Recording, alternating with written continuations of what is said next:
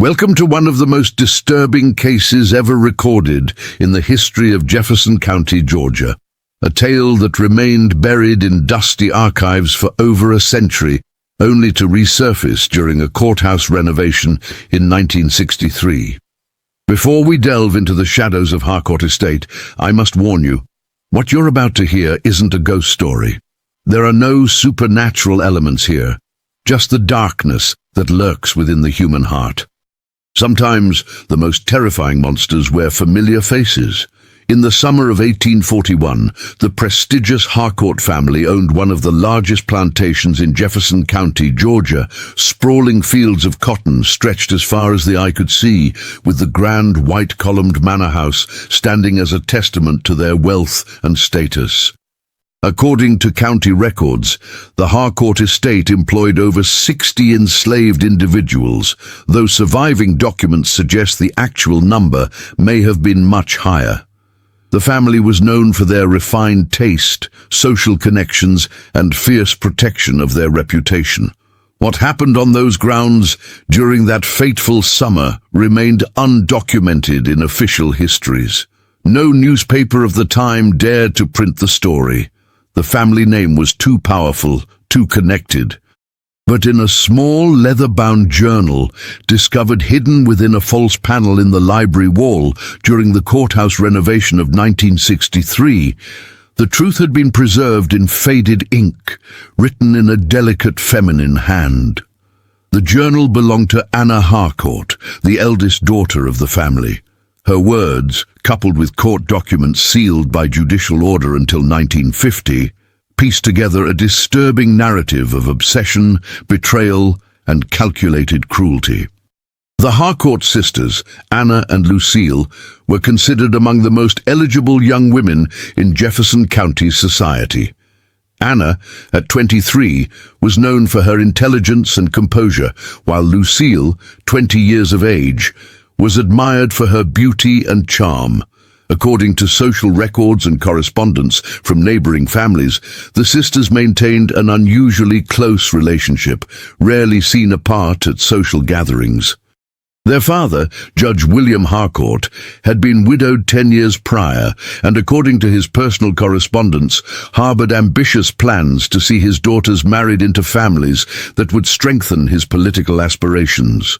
What no one in polite society could have suspected was the terrible secret that would unfold behind the pristine white columns of the Harcourt mansion, a secret that would ultimately lead to tragedy for all involved.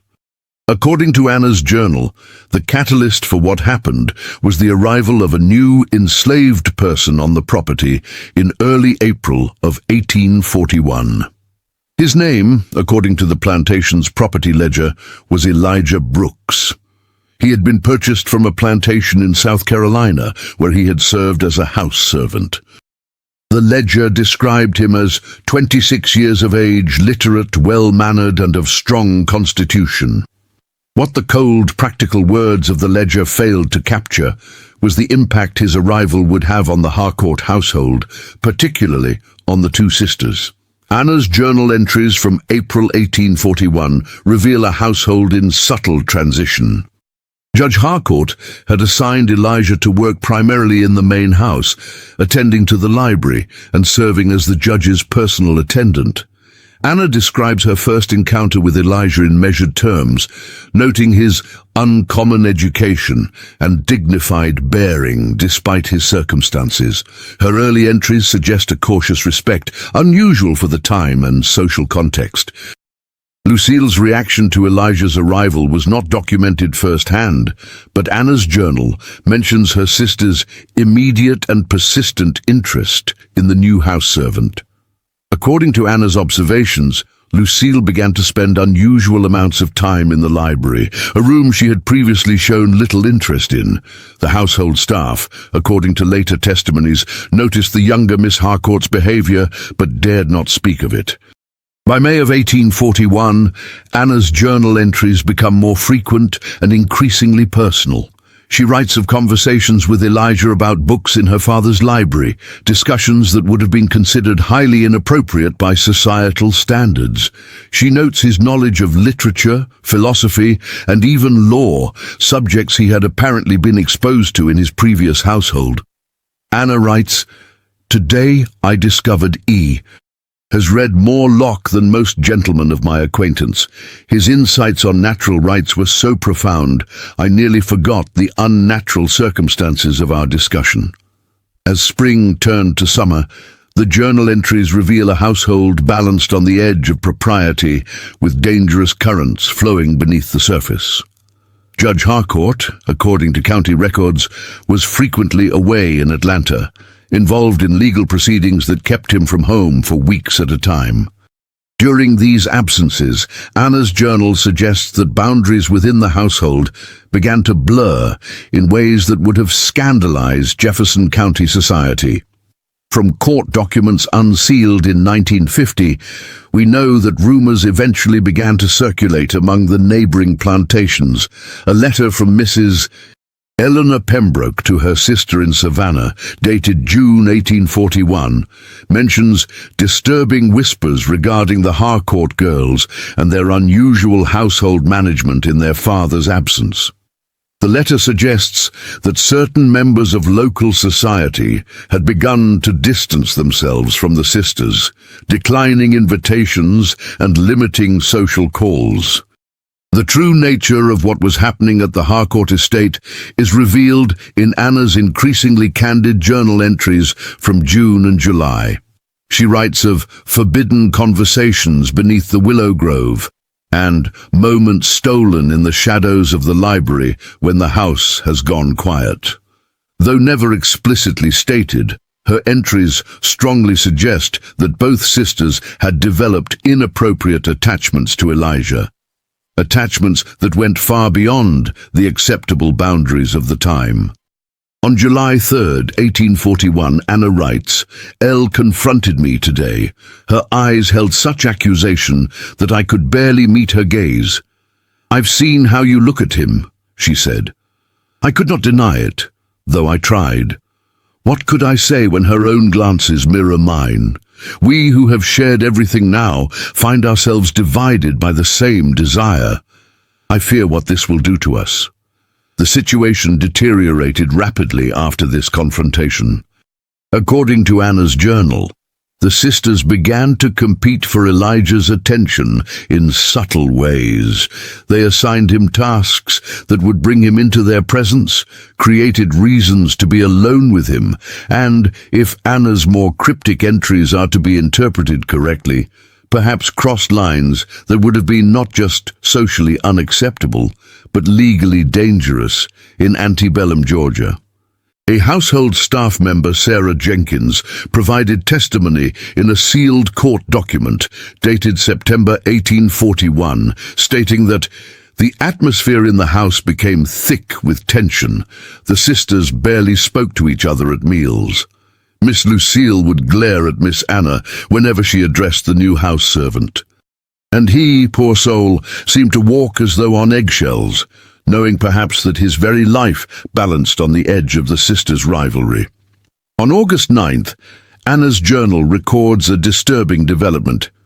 Elle came to my room after midnight, her face streaked with tears. "You can't have him," she whispered fiercely. "I won't allow it." When I reminded her of our position of reality, she laughed in a manner that chilled me. "There are ways," she said. "Father would believe anything I told him about that man." I recognized the threat immediately. She would destroy him rather than see him with me. What happened next is documented both in Anna's journal and in sealed court records. On August 15th, Judge Harcourt returned unexpectedly from Atlanta. According to the household staff's later testimony, he arrived in a state of considerable agitation, having apparently received a letter that had cut his business short. He immediately called for Elijah to be brought to his study. Anna's journal entry from that day is frantic and blotched with what appear to be tear stains. It was Elle.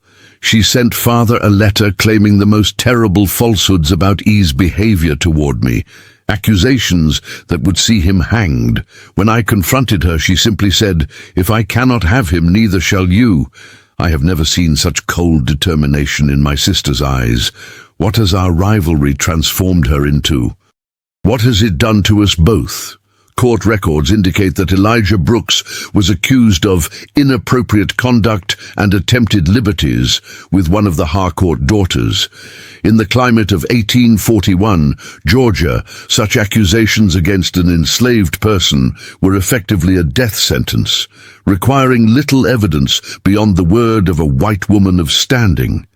Judge Harcourt, according to his own written statement preserved in the court documents, ordered Elijah to be locked in the storage cellar until the sheriff could be summoned in the morning. What happened that night is pieced together from multiple sources: Anna's journal, staff testimonies, and the subsequent investigation records.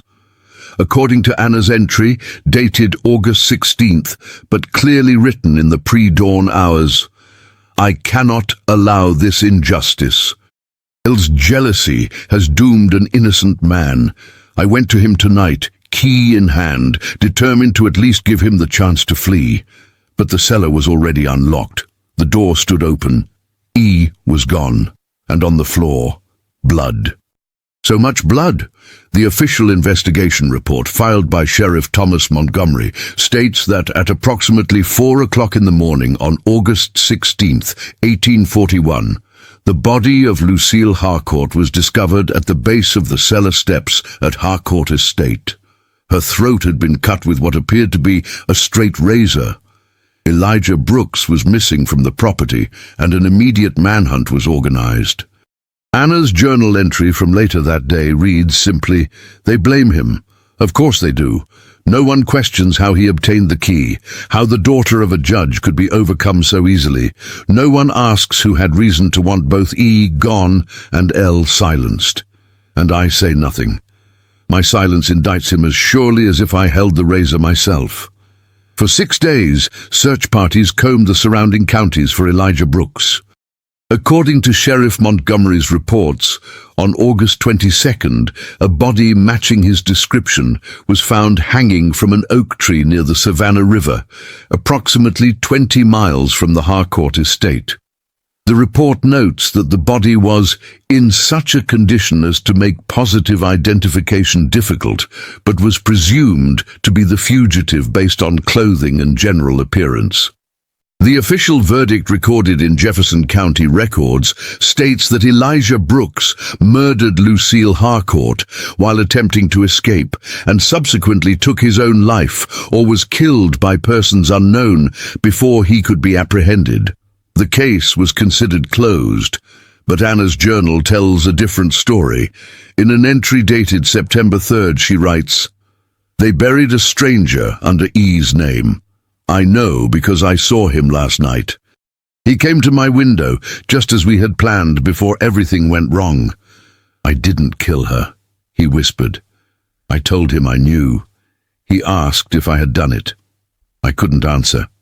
The weight of my silence hung between us like a shroud.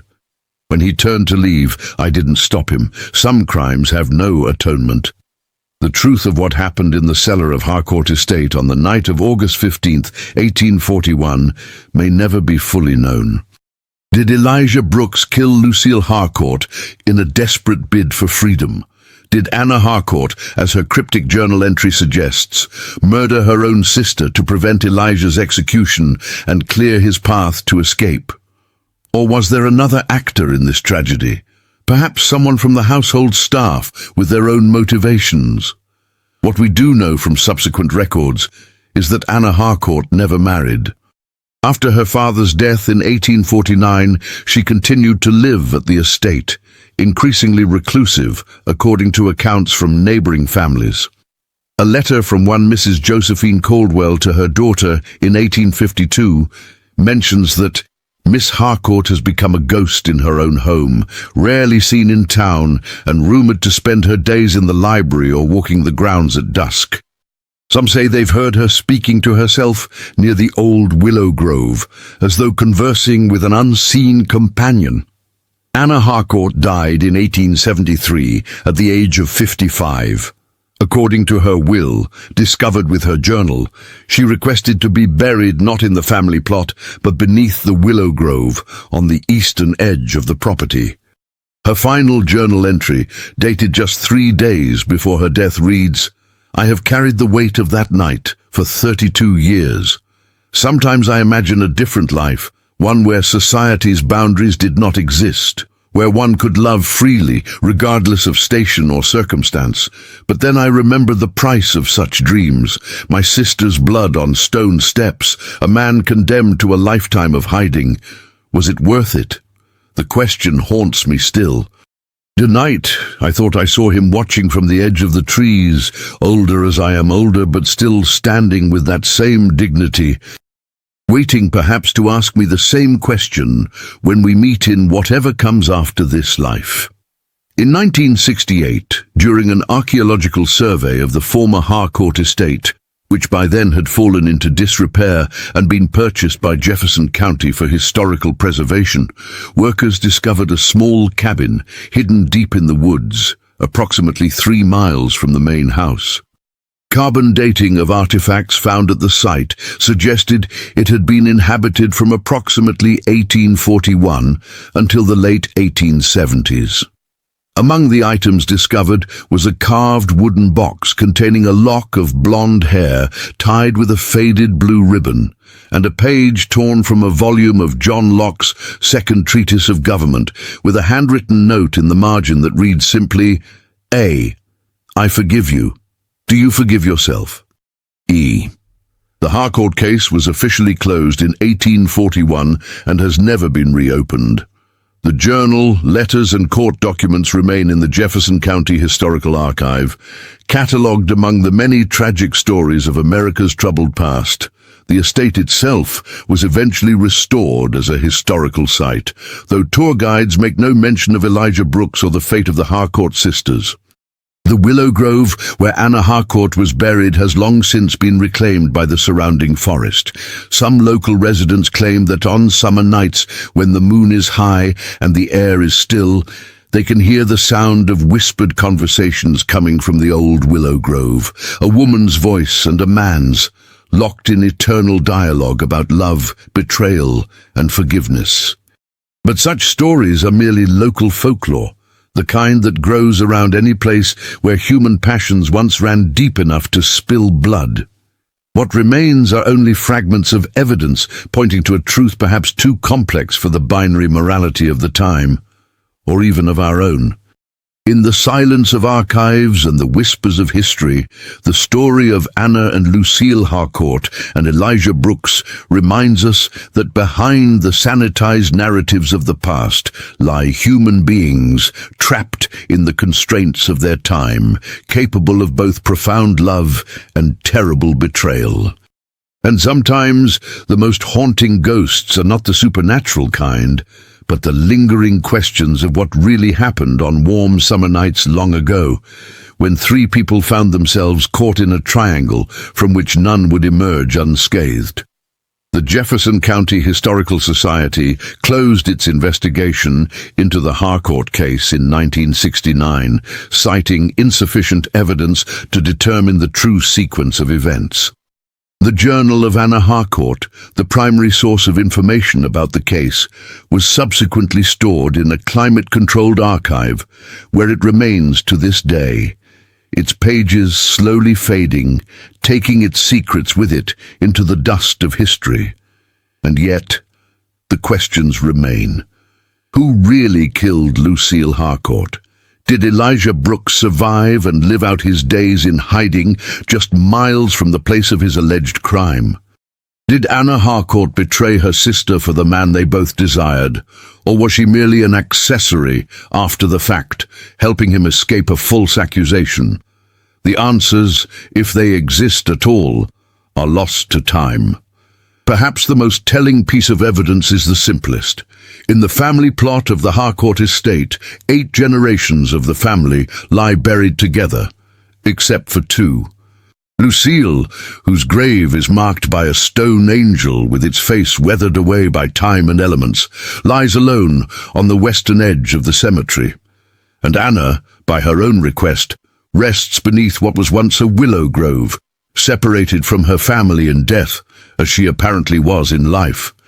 In the autumn of 1969, shortly before the Historical Society closed its reinvestigation, an elderly woman named Margaret Jenkins came forward, claiming to be the granddaughter of Sarah Jenkins, who had been a house servant at the Harcourt estate in 1841. According to a recorded interview, Margaret's grandmother had told her a story passed down in their family, that on the night Lucille Harcourt died, Sarah Jenkins had seen Anna Harcourt returning to her bedroom before dawn, her white nightdress stained with what looked like blood. When Sarah questioned her, Anna had simply said, "Some prices must be paid for freedom. Remember that, should anyone ask." The interviewer noted that Margaret Jenkins was 87 at the time of the interview and that her account was, at best, third-hand information from over a century prior.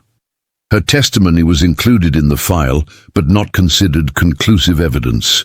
The last official document relating to the case is a note from Dr. Lawrence Merriweather, the historian who led the 1969 investigation. It reads simply, "Some historical questions must remain unanswered, not for lack of curiosity, but for lack of evidence.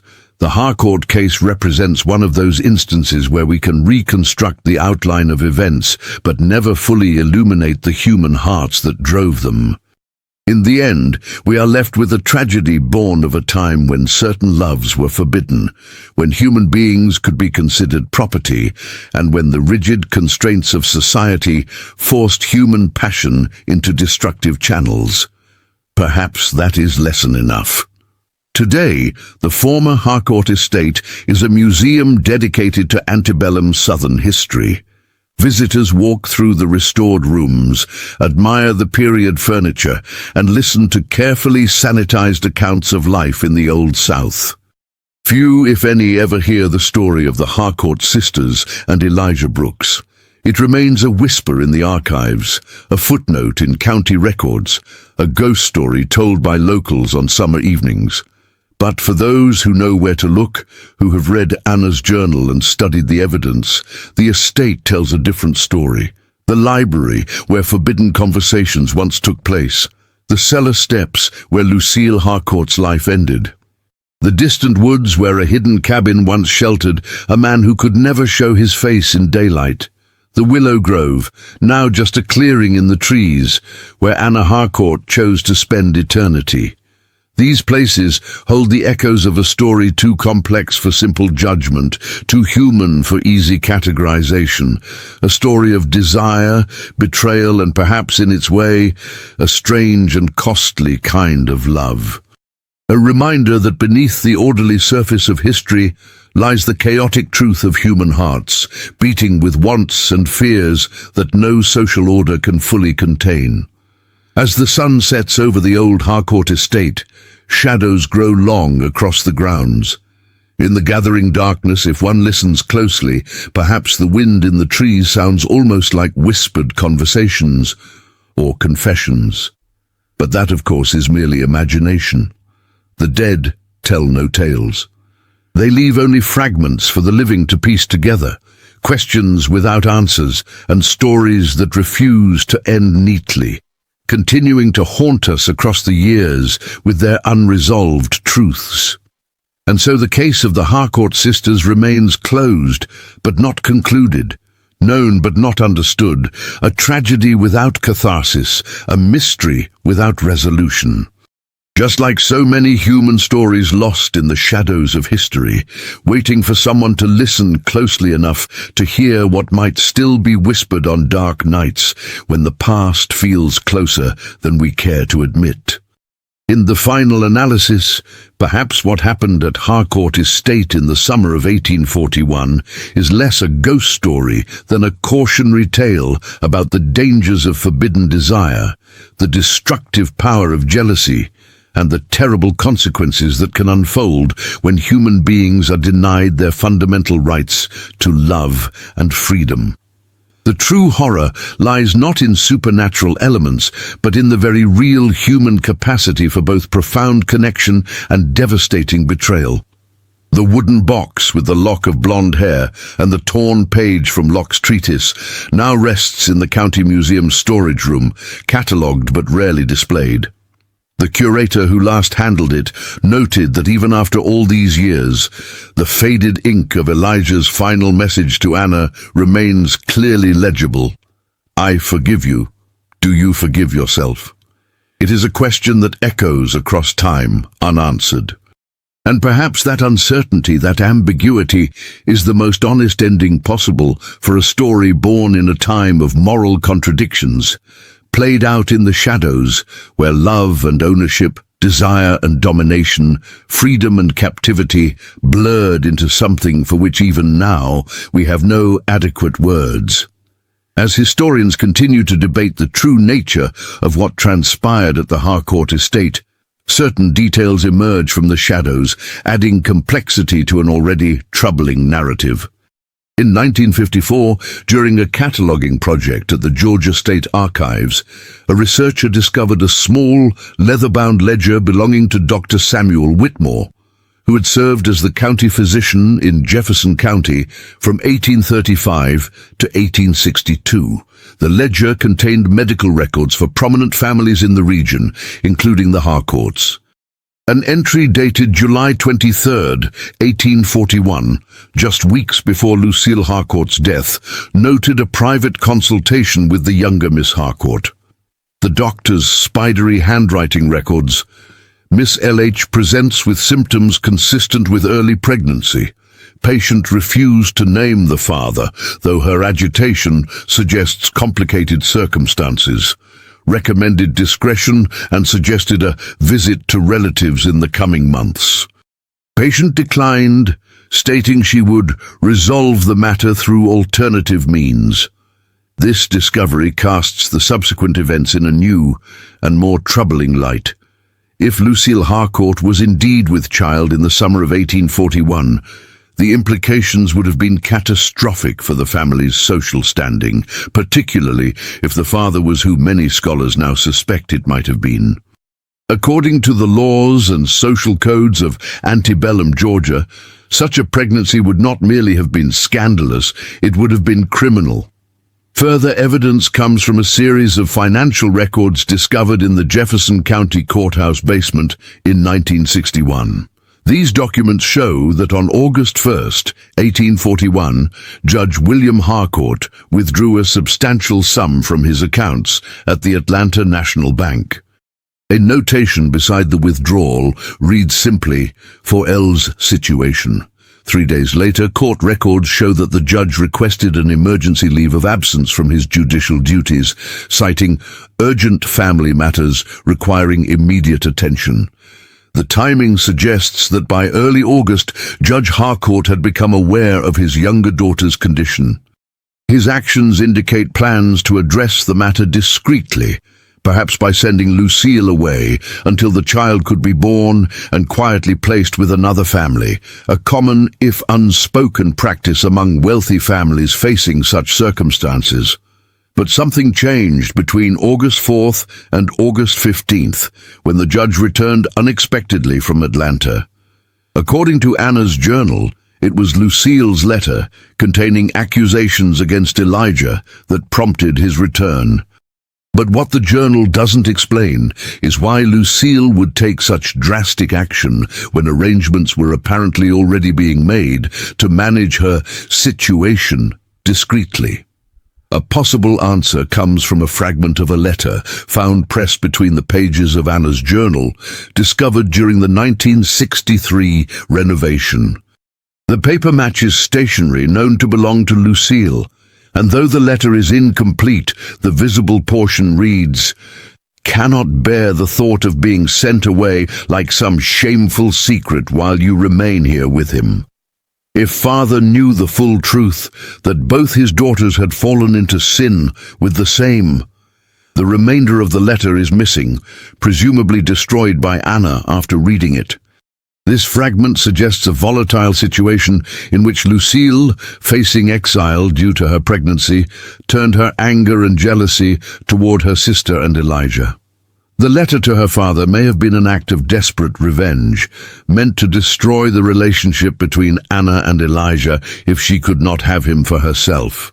The household staff records, preserved in the estate's quarterly account books, add another layer to this complex picture. These records show that on August 14th, the day before the judge's unexpected return, Anna Harcourt instructed the housekeeper to prepare the carriage house for a journey, requesting that travel provisions for 2 people be made ready by the following evening. The housekeeper's notation indicates unusual secrecy surrounding these preparations and mentions that Miss Harcourt had requested the information be kept from her sister. These preparations, occurring just before the tragic events of August 15th, strongly suggest that Anna and Elijah had planned to flee together, perhaps after learning of Judge Harcourt's arrangements to send Lucille away. Their escape, however, was preempted by Lucille's letter and the judge's sudden return. What happened in the cellar on that fateful night remains unclear, but physical evidence documented in Sheriff Montgomery's report offers some clues that went unexamined at the time. The report notes that the straight razor found near Lucille's body belonged to Judge Harcourt's personal grooming set, which was kept in his private chambers. How it came to be in the cellar was never adequately explained. Perhaps most tellingly, the report includes a detail that seems insignificant at first glance. The deceased's right hand and sleeve were stained with ink, indicating she had been writing shortly before her death. This detail, when considered alongside Anna's journal entry about Lucille sending their father a letter with false accusations, raises the question of whether Lucille had gone to the cellar that night to confront Elijah, perhaps to pressure him into supporting her version of events, or to offer him a different proposal entirely. Additionally, the report mentions that the key to the cellar was found not in the lock, but on the floor near Lucille's body, suggesting she may have been the one who unlocked the door. In 1966, an architectural assessment of the former Harcourt estate discovered something that had been overlooked for more than a century: a narrow passage connecting the wine cellar to a small room beneath the library. This room, which contained a cot and showed evidence of long-term habitation, had no other entrance or exit. According to the architect's report, the passage had been disguised behind a wine rack and would have been nearly impossible to detect unless one knew of its existence. This discovery lends credence to a theory proposed by Dr. Eleanor Tate, a historian specializing in antebellum Southern history, who suggested in her 1972 paper, Shadows of Harcourt Estate, that Elijah Brooks may never have left the property on the night of August 15th.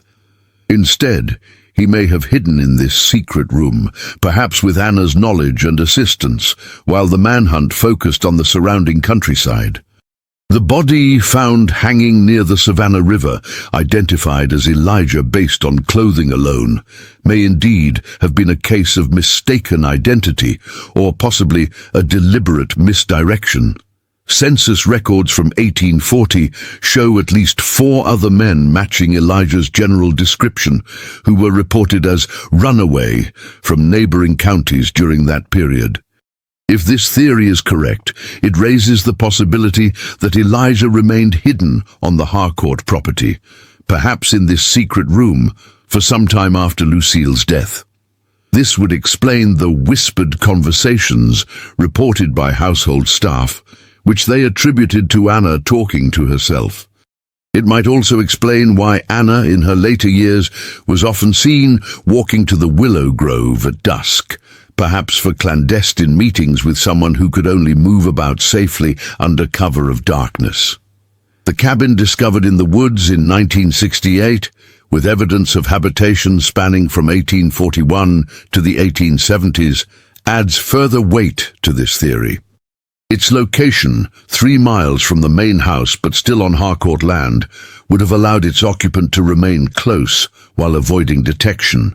The carbon dating of artifacts found there corresponds precisely with the period between Lucille's death and Anna's, suggesting that whoever lived in that cabin maintained a connection to the Harcourt estate throughout those decades.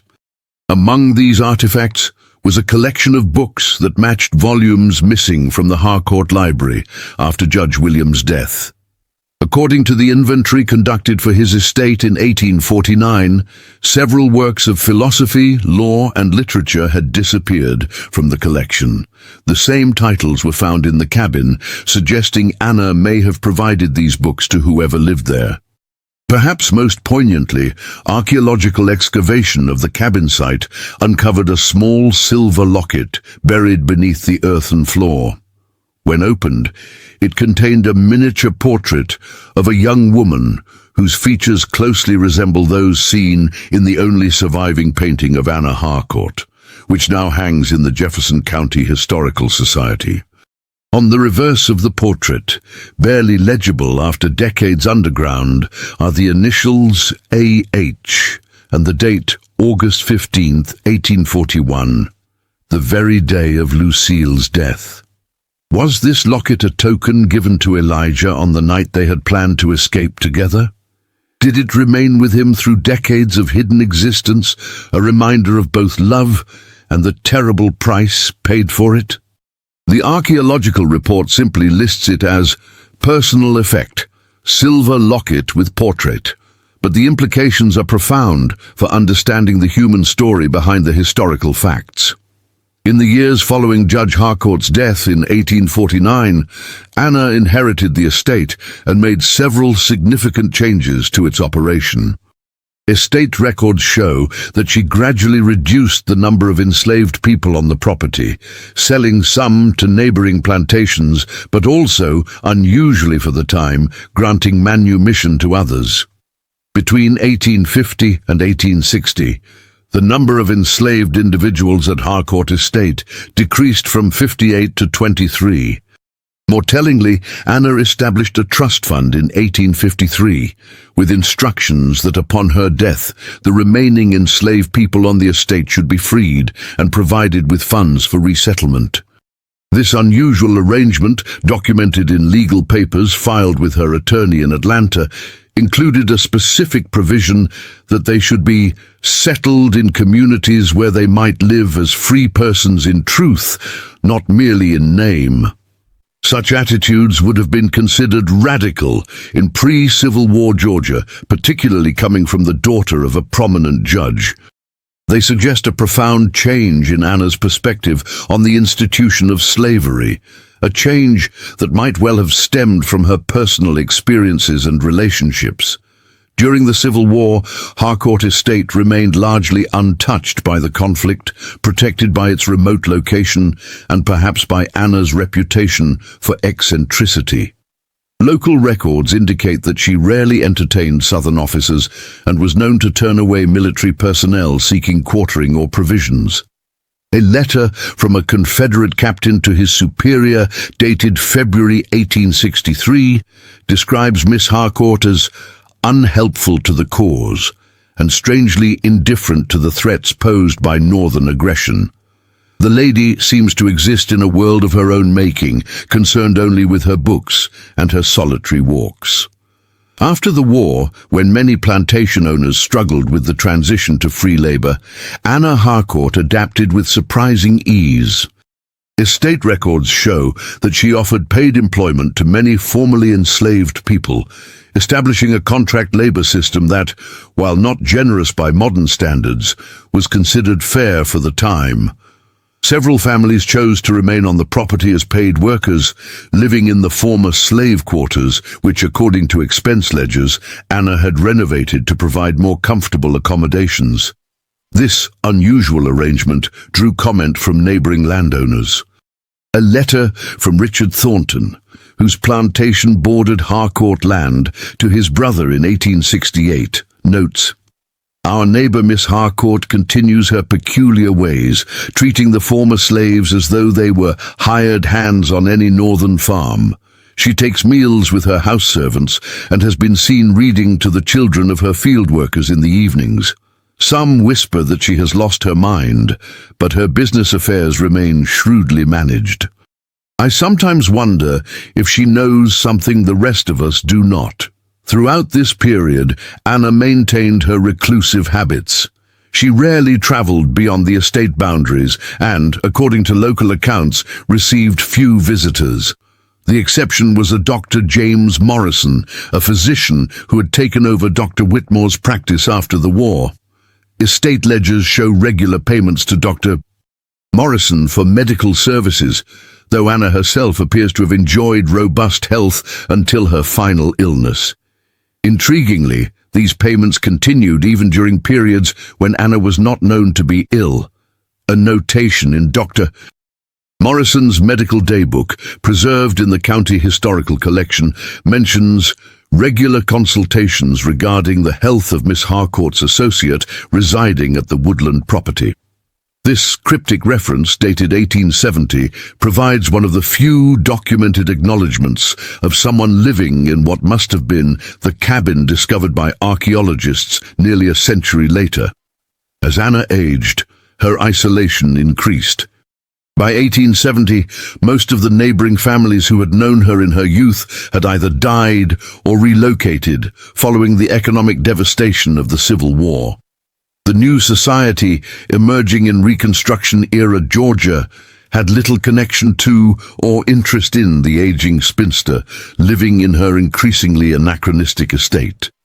She became, as one local newspaper described her in an 1872 article about long-standing county families, a living relic of the old order, the last of the Harcourts, dwelling among the ghosts of a vanished world.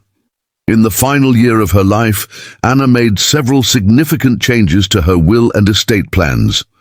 In addition to the provisions for the freed people working her land, she established a trust to maintain the wooded section of her property in its natural state, undisturbed by development or agriculture, in perpetuity. This protected area encompassed both the willow grove, where she would be buried, and though it was not explicitly mentioned, the location of the cabin in the woods. She also made arrangements for regular deliveries of supplies, food, clothing, medicines, and books, to what she referred to as the woodland residence, with instructions that these deliveries should continue for as long as they are needed, without inquiry as to their purpose or recipient. These arrangements were entrusted to her attorney, with funds set aside to ensure their continuation. Anna Harcourt died on October 7, 1873, from what Dr.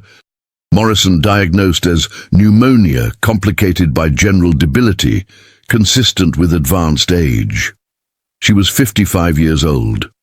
According to the doctor's notes, she remained lucid until the end, refusing his suggestion to send for a minister and insisting instead that there are matters I must settle directly with my Maker, without intermediaries. Her funeral was sparsely attended. Estate records show that most of those present were the freed people who had continued to work her land rather than members of white society. She was buried, as she had requested, beneath the willow grove on the eastern edge of the property, in a simple ceremony without religious officiation. 3 days after Anna's burial, Dr. Morrison made a final entry in his daybook regarding the Harcourt case. Visited the Woodland residence today to deliver news of Miss H's passing. Found the occupant already aware and in a state of profound grief. Offered medical assistance but was refused. When I suggested that with Miss H gone, there might be no reason to continue in isolation, I was told, "My confinement has long since ceased to be a matter of necessity and become instead one of habit and preference. The world has no place for me now, nor I for it.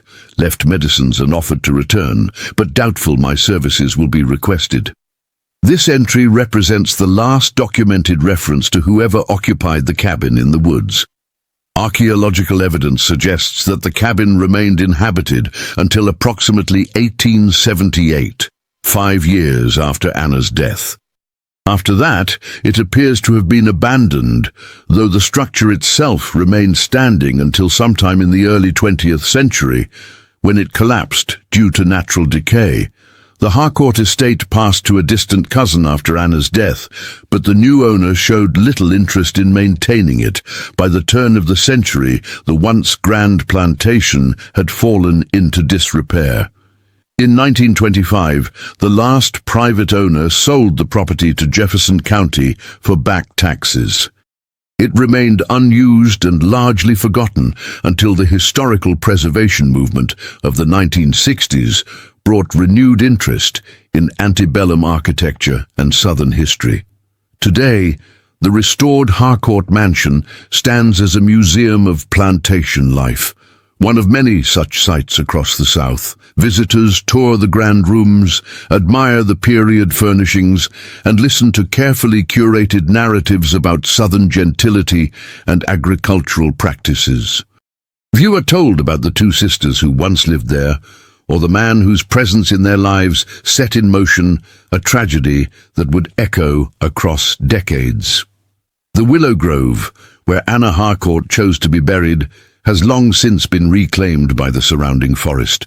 No marker identifies her gravesite, though local legend holds that wildflowers bloom there more profusely than elsewhere in the woods. The cabin site is unmarked and unacknowledged on official tour maps, though occasionally a curious visitor might notice the subtle depression in the earth where its foundation once stood. As for Elijah Brooks, no definitive record of his fate exists beyond the sheriff's report of a body found hanging near the Savannah River. A report that, as we have seen, may well have been a case of mistaken identity. If, as the evidence suggests, he survived and lived out his life in hiding on Harcourt land, he did so as a ghost in historical terms, leaving behind only the faintest traces of his existence. The story of Anna and Lucille Harcourt and Elijah Brooks remains, at its heart, a human tragedy born of a time when certain kinds of love were forbidden not just by social custom, but by law. In the rigid hierarchy of antebellum Southern society, the desires and ambitions of two privileged young women collided with the fundamental right of a man to his own identity and freedom.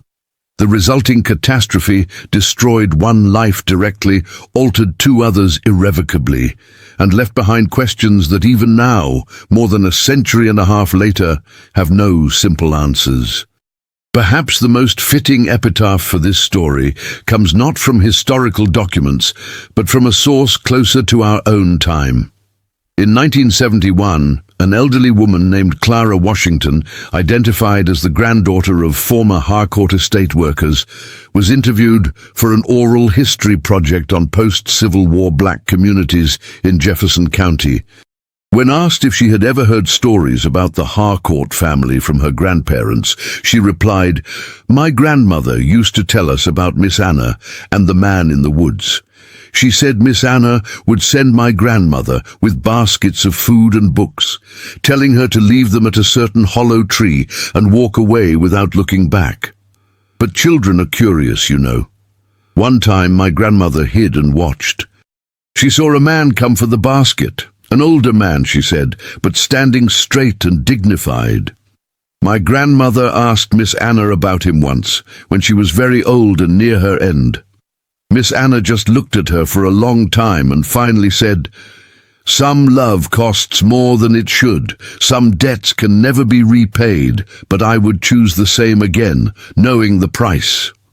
My grandmother never asked again. She said some secrets aren't meant for telling. In the end, perhaps that is all we can know with certainty about what happened at Harcourt Estate in the summer of 1841 and the decades that followed. Beyond the documented facts lie human hearts with their complex desires and fears, their capacity for both selfishness and sacrifice. The truth, if it exists at all, lies somewhere in that ambiguous territory where love and possession, freedom and captivity, loyalty and betrayal blur into something for which we have no adequate language, even now. The Jefferson County Historical Society continues to maintain Anna Harcourt's journal and the other documents related to the case in its climate-controlled archives. Occasionally, a researcher or historian will request access, adding yet another interpretation or theory to the academic literature. But for most visitors to the restored Harcourt estate, the story remains untold, a whisper beneath the polished narrative of Southern history. As the sun sets over the old plantation grounds, shadows lengthen across the manicured lawns and reach into the surrounding woods. In that liminal space between day and night, it becomes almost possible to imagine two figures moving among the trees. A woman in the faded finery of another century, and a man whose identity was both his greatest vulnerability and his most precious possession. Not ghosts in the supernatural sense, but echoes of a human story that refuses to be silenced by time or convenient forgetting. And perhaps that persistence, that refusal to fade completely into historical obscurity, is itself a kind of justice, a testament to lives lived against the grain of their time, to loves that defied categorization, to human beings who, however imperfectly, reached across the artificial boundaries of race and status towards something genuine, even at terrible cost. In that sense, the story of the Harcourt sisters and Elijah Brooks belongs not just to the past, but to the ongoing human struggle to recognize and honor the dignity inherent in every life, to create a world where love does not require such devastating choices, and where no one's humanity is conditional or contingent. Until that world fully exists, their story remains not just a historical curiosity, but a mirror in which we might glimpse reflections of our own unfinished journey toward genuine human freedom. The leather-bound journal of Anna Harcourt, the scattered documents, the archaeological evidence, the oral histories, these fragments cannot give us the complete truth of what happened. But perhaps they offer something more valuable, a reminder that beneath the sanitized narratives of history lie complex human lives, full of contradictions and compromises, desires and fears, moral failures, and moments of grace. In acknowledging these complexities, we honor not just the specific individuals involved, but the fullness of our shared humanity across time. And so the story ends where it began, with questions rather than answers, with whispers rather than declarations. The willow grove stands silent. The cabin has returned to the earth. The grand house remains, preserved as a monument to a particular version of history. But for those willing to look beyond the official narratives, to read between the lines of documented fact, another story waits. A story of two sisters and the man they both loved, of jealousy and sacrifice, of a tragedy set in motion by desires that had no sanctioned outlet in their time and place. It is not a ghost story. There are no supernatural elements, no spectral appearances, no mysterious forces. The only haunting is that of human actions and their consequences, echoing across years and generations.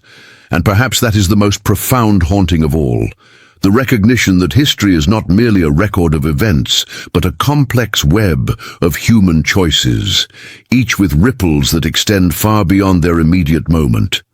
As the light fades over Jefferson County and stars appear above the former Harcourt estate, we leave Anna, Lucille, and Elijah to the judgment of history, or perhaps to a mercy beyond judgment, to an understanding that sees past the categories and constraints of their time, to the human hearts that beat beneath. Their story reminds us that the past is never as simple as we might wish it to be, that human lives resist easy categorization, and that sometimes the most important truths lie in the spaces between documented facts, in the silences and suggestions that official narratives cannot quite erase. In the end, that ambiguity might be the most honest memorial possible for three lives caught in the contradictions of their time, a recognition that their story, like so many human stories, remains forever unfinished, forever open to new interpretations, forever challenging us to look beyond the surface of history to the